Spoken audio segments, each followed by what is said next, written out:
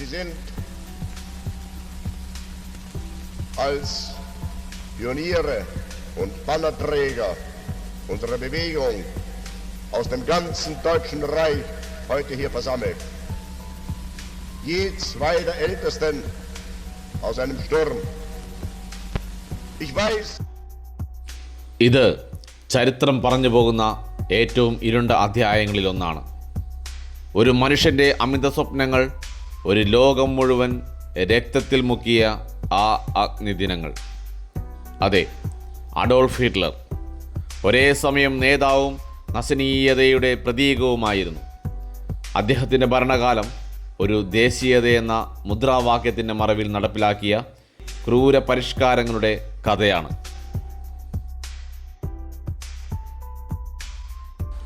1933 German ചാൻസലറായപ്പോൾ തുടങ്ങി ആ ദുരന്തയാത്ര. വോട്ടുകൾ കൊണ്ട് അധികാരത്തിലേറിയെങ്കിലും അധികാരം നിലനിർത്തുവാൻ ഹിറ്റ്ലർ ആശ്രയിച്ചത് ഭീഷണിയെയും അതിക്രമങ്ങളെയും ആയിരുന്നു. ആദ്യമായി അയാൾ കൈവച്ചത് സംസാര സ്വാതന്ത്ര്യത്തിന് തന്നെയാണ്. വാർത്താ സ്ഥാപനങ്ങളും പുസ്തകങ്ങളും തലവെട്ടിയ പോലെ തകർത്തു കളഞ്ഞു.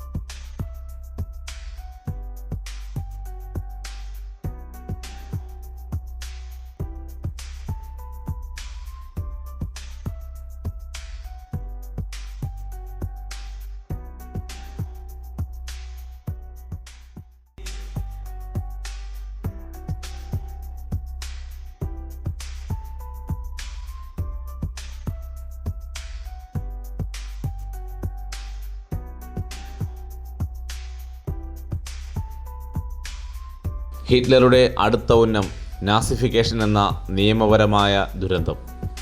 ഒരു ജർമ്മൻ മാത്രം ദേശമാണ് വേണ്ടത് എന്ന മോഹം മനുഷ്യത്വത്തെ ഇല്ലാതാക്കിയിരിക്കുന്നു. ജൂതരെ വേറിട്ട് കണ്ടു, അവർക്ക് ജോലി നിഷേധിച്ചു, വിദ്യാഭ്യാസം തട്ടിയെടുത്തു, അവരെ എവിടെ കണ്ടാലും വധിച്ചു കളഞ്ഞിരുന്നു. 1935 ന്യൂറൻബർഗ് നിയമങ്ങൾ ജൂതരെന്നതിൻ്റെ പേരിൽ പൗരാവകാശങ്ങൾക്ക് വിട പറഞ്ഞ നിയമങ്ങൾ. രക്തം ശുദ്ധമാക്കണം എന്നാണ് അവർ പറഞ്ഞത്. എന്നാൽ മനസ്സ് പൊള്ളിച്ചിരുന്നു, നന്മയെ മറച്ചിരുത്തിയിരുന്നു.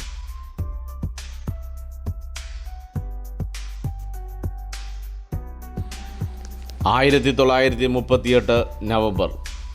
പള്ളികൾ കത്തിച്ചു, കടകൾ തകർത്തു, വീടുകൾ കൈവശപ്പെടുത്തി.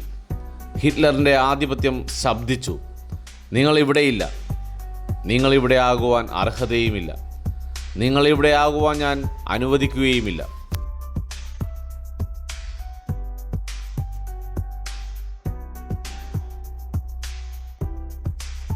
അവർ ധാരാളമായി ചെങ്കളമായി വീണു, ആർക്കൊക്കെയോ പോലെ. ഹിറ്റ്ലർ മനുഷ്യജീവന് ഒരു വിലയും കൽപ്പിച്ചിരുന്നില്ല. അദ്ദേഹം സ്ഥാപിച്ച ഗസ്റ്റാപ്പോ ഒരു രഹസ്യ പോലീസ് എന്നാണ് അതിൻ്റെ അർത്ഥം. അവരവരുടെ ചിന്തകൾ പോലും തുടച്ചു. ചിന്തിച്ചാൽ കുറ്റം, ചിന്തിച്ചാൽ ശിക്ഷ, എതിർത്താൽ മരണശിക്ഷ. എങ്കിലും അതിനൊന്നും സമാനമായത് കോൺസെൻട്രേഷൻ ക്യാമ്പുകളാണ്. പെൺകുട്ടികൾ മുതൽ കുഞ്ഞുങ്ങളെയും വയോധികരെയും വരെ ഗ്യാസ് ചാമ്പർ എന്ന മരണത്തിൻ്റെ ഇരുണ്ട കവാടത്തിലേക്ക് കയറ്റി. ഇത് രാഷ്ട്രീയ പരിഷ്കാരമോ ഭരണപരിഷ്കാരമോ ആയിരുന്നില്ല. ഇത് അതിക്രമത്തിൻ്റെ, അതിക്രൂരതയുടെ കുഴിച്ചുമൂടുന്ന മനുഷ്യവിജ്ഞാനത്തിൻ്റെ പറമ്പായിരുന്നു. ഹിറ്റ്ലർ രാജ്യത്തെ തനിക്ക് മാത്രമായ ഒരു വേദിയാക്കി മാറ്റി. അറിയാൻ വംശം എന്ന അഹംഭാവം പിടിച്ച നിറഞ്ഞ ഗർവം. ലോകത്തുള്ള നിരവധി ജനതകളെ അതിനാൽ ഇയാൾ ശപിച്ചു. യുദ്ധം തുടങ്ങിയപ്പോൾ പ്രതീക്ഷകൾ പോലും വെടിയുണ്ടകളായി പൊട്ടിത്തെറിച്ചു. അവസാനം സാങ്കല്പികമായ രാജ്യാഭിമാനത്തിനു വേണ്ടി തുടങ്ങിയ ഹിറ്റ്ലറിൻ്റെ ആ സ്ഫോടനയാത്ര സ്വയം മരണം വരെ അവസാന പാളിയിൽ പോലും എത്തുമ്പോൾ പോലും അദ്ദേഹം ജനതയ്ക്ക് മാപ്പ് പോലും പറയുവാൻ തയ്യാറായില്ല എന്നുള്ളതാണ് സത്യം.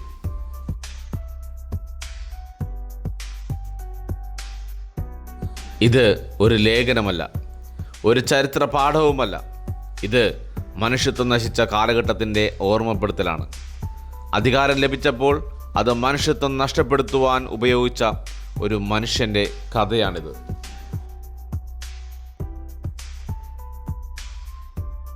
ജിജെ ട്രെൻഡ്സ് ആൻഡ് വൈബ്സിൻ്റെ ഹിറ്റ്ലറെ കുറിച്ചുള്ള സ്റ്റോറി നിങ്ങൾക്ക് ഇഷ്ടപ്പെട്ടു എന്ന് വിചാരിക്കുന്നു.